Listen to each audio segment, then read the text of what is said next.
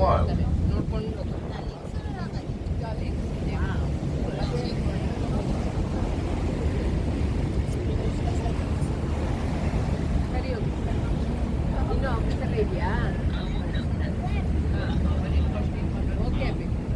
The bridge here is Charing Cross Railway Bridge, which also incorporates the Golden Jubilee Walkway. This was added to the bridge in 2002 to commemorate the 50 years of Queen Elizabeth II's accession.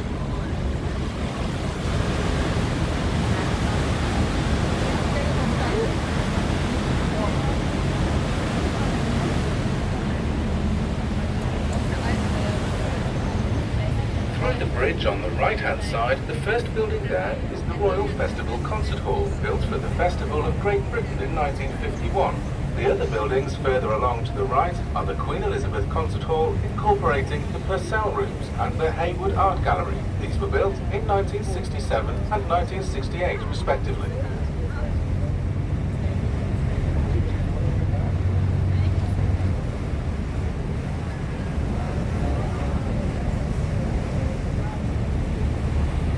On the left-hand side is a stone obelisk on the embankment. This is Cleopatra's Needle, and it was presented to this country by the Egyptian government to commemorate Lord Nelson's victory over the French at the Battle of the River Nile in 1798. The obelisk is said to be over 4,000 years old.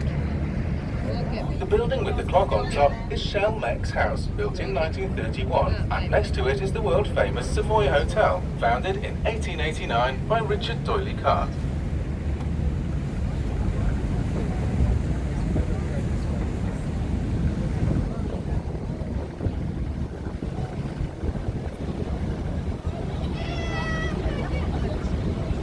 The bridge here is Waterloo Bridge, built mostly by women, as most of our men were away fighting in the Second World War. It was completed in 1947.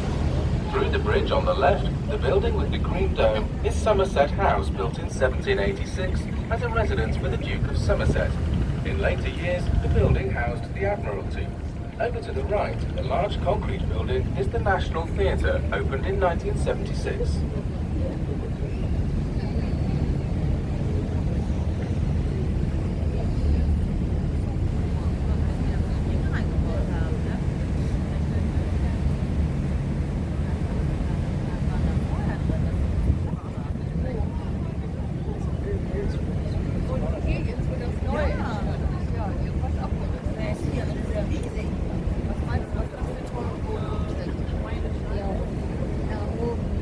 Okay folks, just to remind you, we do have a fully licensed bar. If you'd like any refreshment from the bar is now open. The white-painted vessel is HQS Wellington, headquarters of the Honourable Company of Master Mariners, of which the Duke of Edinburgh is the honorary president.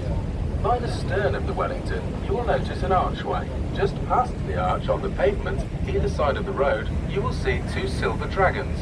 These mark the boundary between the city of Westminster, which we are now leaving, and the city of London, which we are now entering. Yeah, just once again folks, there is a fully licensed bar situated inside the vessel. If you do wish to seek a refreshment throughout the journey, the bar is now open. Thank you. Ja, schon stark, dieses touristische.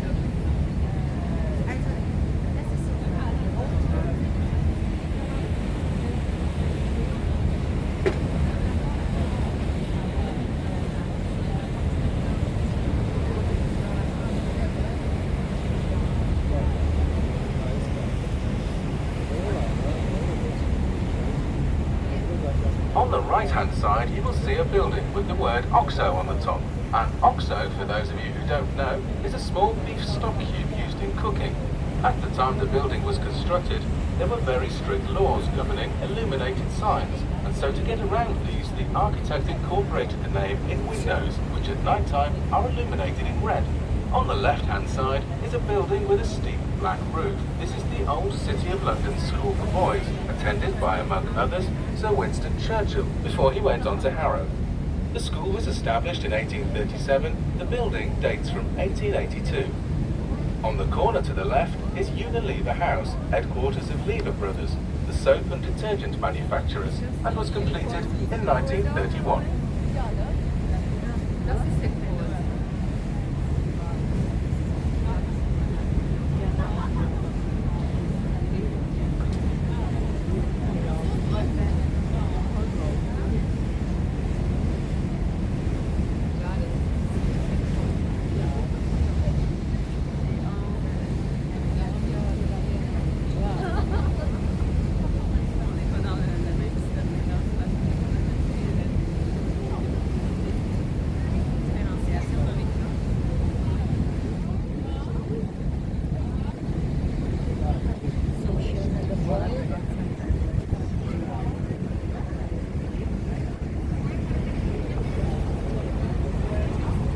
are about to pass under is Blackfriars Road Bridge, opened by Queen Victoria in 1869.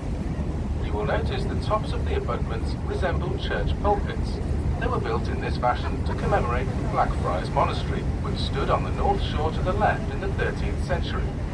The two other bridges here are the St Paul's and Blackfriars Railway bridges. Through the bridge, over to the left-hand side, you will see above the buildings the great dome of St Paul's Cathedral. The cathedral stands 365 feet high above the cross and has the second largest unsupported dome in the world, the largest being on St Peter's Church in Rome. The cathedral was designed by Sir Christopher Wren and completed in 1710. Buried in the crypt, among others, are the Admiral Lord Nelson, the Duke of Wellington, and Sir Christopher Wren.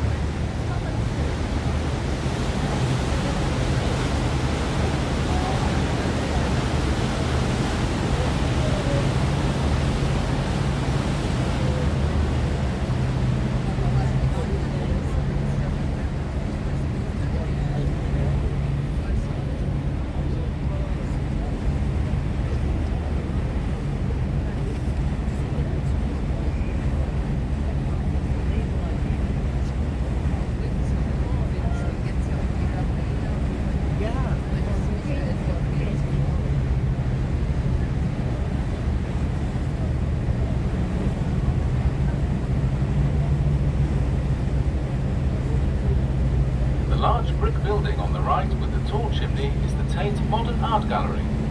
The building started life as a power station designed by Sir Giles Gilbert Scott and was built in two stages between 1947 and 1963. The building finished life as a power station in 1981. The Tate Modern holds the world's largest collection of modern and contemporary art. The bridge here is the Millennium Footbridge, designed by Sir Norman Foster.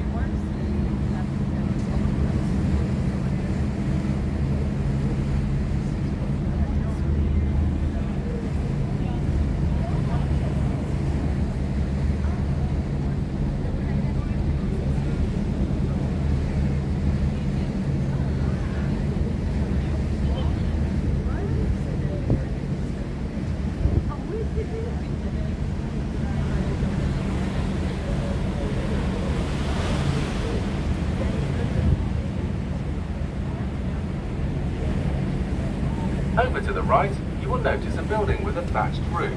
This is a replica of Shakespeare's Globe Theatre, which stood near this site during the 17th century. The present building was conceived by the American film director Sam Wanamaker, who unfortunately died during construction.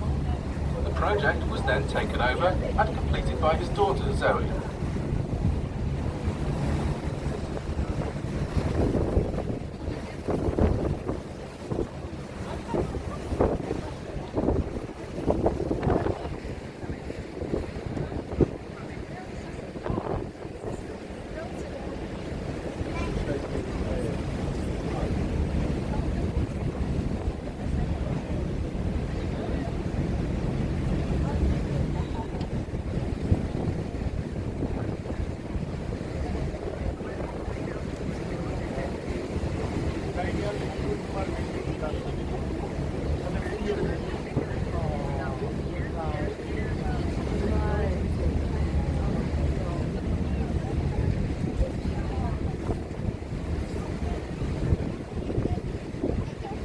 The next bridge here is Southwark Road Bridge, completed in 1924.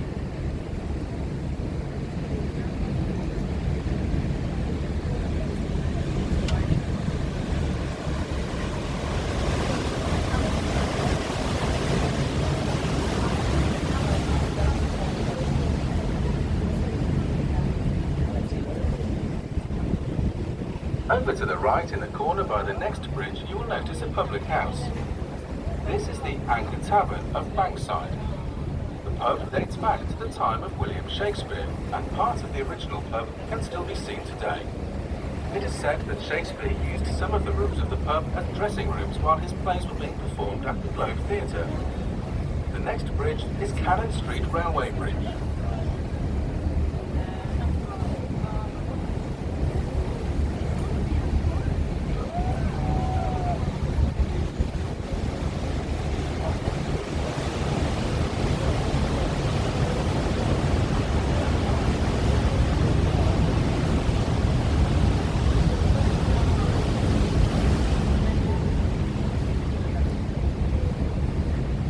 bridge on the right, you will see an old-fashioned sailing ship in dry dock. This is a replica of Sir Francis Drake's ship Golden Hind, in which he circumnavigated the world, returning to England in 1581.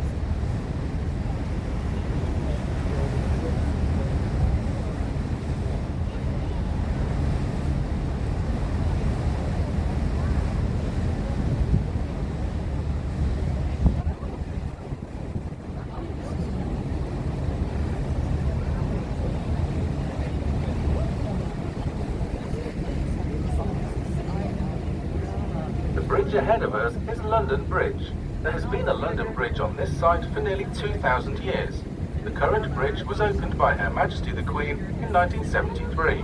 The old London Bridge was sold to the McCulloch Corporation and now stands on Lake Havasu in Arizona, USA.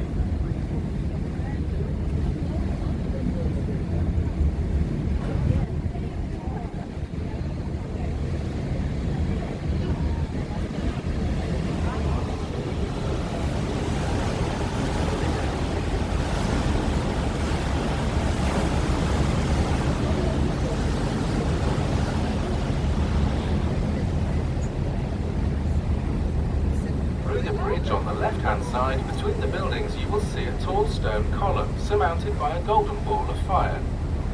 This is the monument to the Great Fire of London of 1666.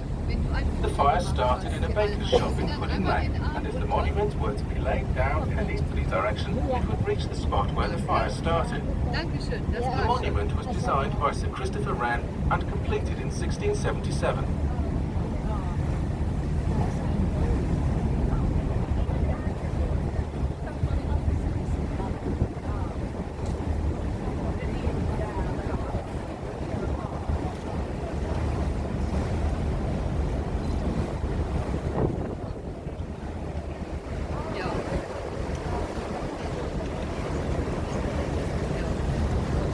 Above the buildings along to the right, you will see a tall glass structure. This is the Shard, referred to as the Shard of Glass. Construction started in 2009 and was completed in 2012. The Shard is 310 metres high and was designed by the Italian architect Renzo Piano.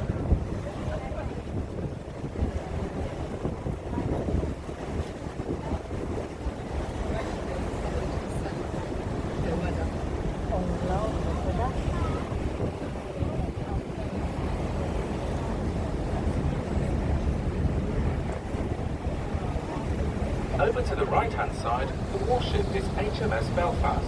She is a Southampton-class cruiser and is permanently moored here in the River Thames as a floating museum. HMS Belfast saw active service during the Second World War, most notably at the Battle of North Cape, where she took part in the sinking of the German battle cruiser Scharnhorst. She also took part in the Normandy landings.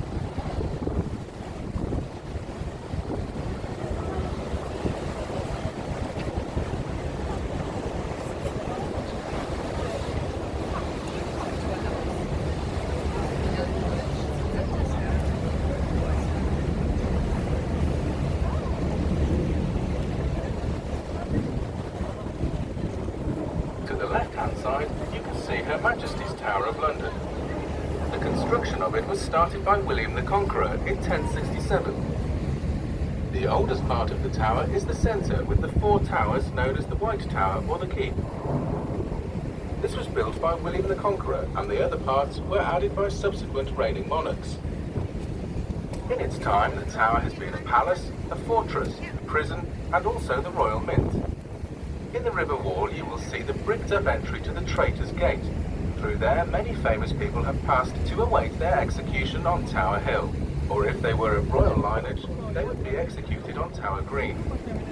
Among them were Anne Boleyn, Lady Jane Grey, and Sir Thomas More, to name but a few.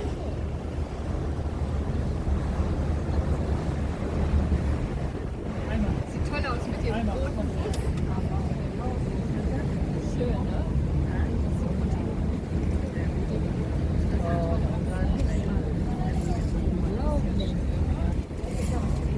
Ich habe so was vorgestellt.